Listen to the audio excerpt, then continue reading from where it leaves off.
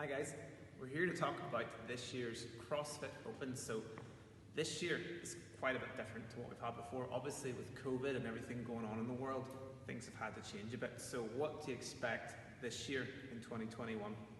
So it's going to start on March the 11th, so it's not that long away. This year, the idea behind the Open is to be a global celebration of fitness.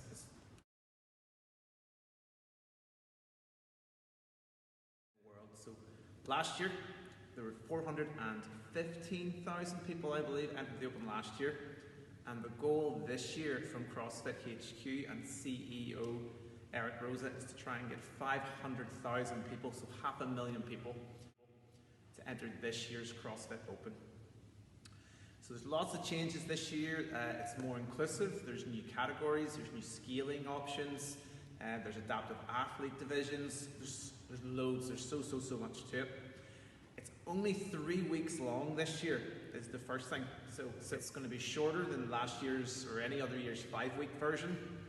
It's going to be, we don't know yet how many workouts are going to be involved in that, so that's still to be announced. We know it's going to be 3 weeks.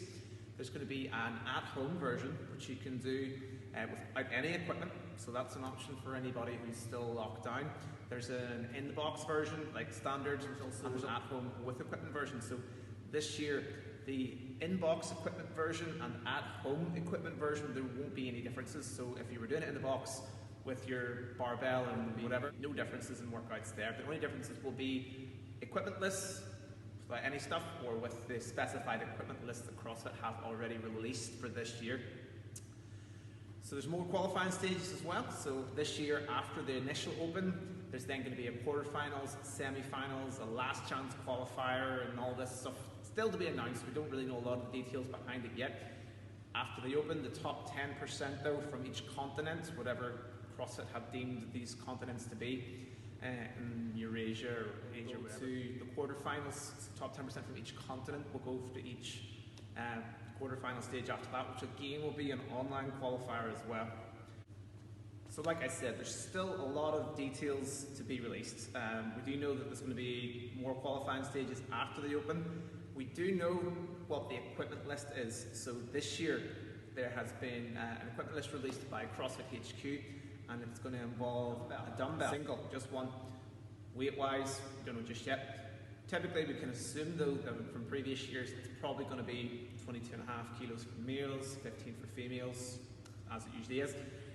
We need a barbell and plates. Don't know what weight we need, hasn't specified yet. A plyo box, a skipping rope, and a pull-up station. That's it. That's everything that's going to be used this year in the Open. No mention of a med ball, so possibly not going to see wall balls. No mention of a rower or bikes or ski ergs or anything like that, or rings, or even a position to do handstand press-ups on. But who knows? That's anybody's guess really. If you've seen the Open clues from years before, you know that you can guess. But what Dave Castro pulls out of the hat, who knows? It's going to be anyone's guess. So there's the equipment list released if you're going to do it at home or in the box with that specified equipment list, and there's also the at-home equipment list version, so no equipment required whatsoever, which is another option too.